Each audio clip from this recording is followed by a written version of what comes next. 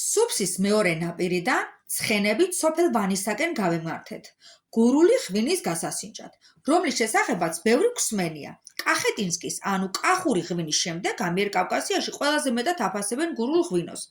სოფლის მამასახლისმა უცხოელების რდილობიანად მიგვიყოდა ჩვენი ცნობისმოყვარეობის დასაკმაყოფილებლად მაშინვე ჭური მოახდევინა. ადვილად დასამუშავებელ ქვიშა ქვაში 4-5 ფუთის სიღრმისა და მის ნახევარზე ცოტა მეტი სიგანის ორმოებია ამოჭრილი ღვინის ჩასასხმელად და შესანახად.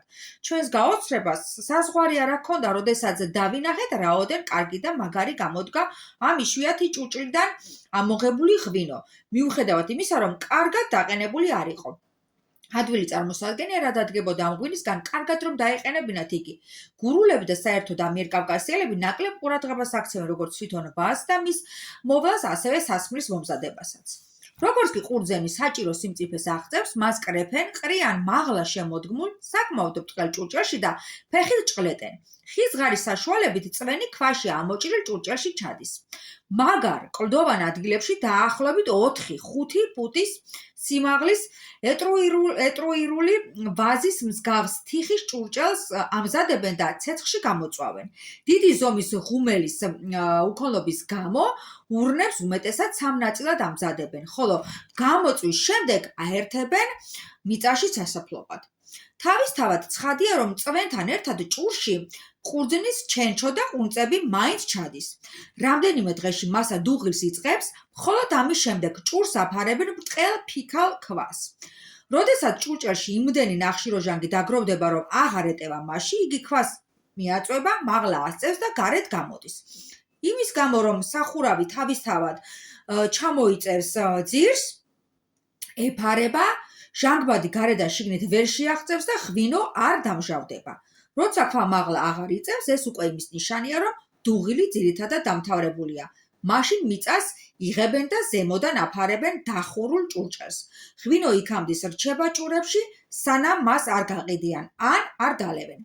სამწუხაროდ, აქ ისევე როგორც ყველგან აღმოსავლეთში, გასაღით ღვინოს ცოტა ნავთს ურევენ, რომ დიდ სიცხეში არ გაფუჭდეს. ნავთი ძალიან ცუდ გემოსაძლევს სასმელს, თუმცა მას საოცრად მალე ეჩვევიან ადგილობრივები. ასეთ ნავჩერეულ ღვინოს მეტი სიამოვნებითაც კი სვამენ და მაგრადაც მიიჩნევენ. სწორედ ამ დროს ქუთაისიდან ჩამოვიდნენ სომეხი ვაჭრები ღვინის საყიდლად. ეს ღვინო, როგორც ჩანს, ძალ იაფია.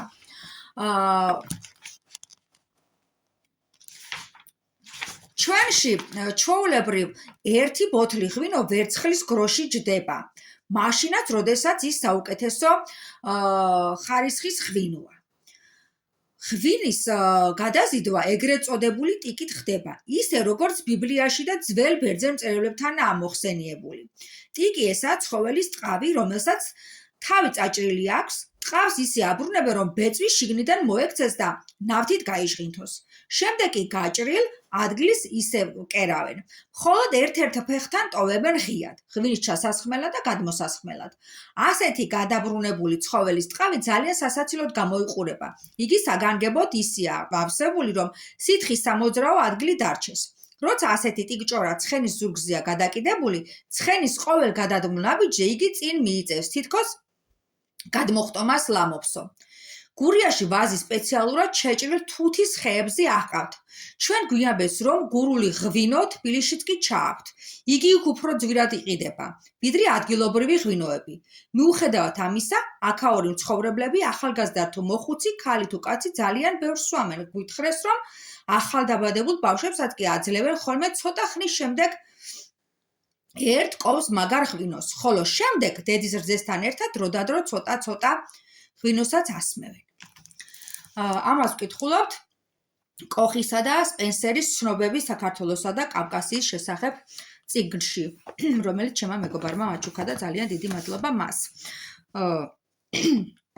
მოკლედ, ვინც ჩემს გვერდს თვალს უყურებს, მე ადრე ჩავწერე გურული ვაზის ჯიშებზე ვიდეო და მან იცის, რომ დაახლოებით 65 ვაზის ჯიში იყო გურიაში, სანამ გავრცელდებოდა ვაზის დაავადება.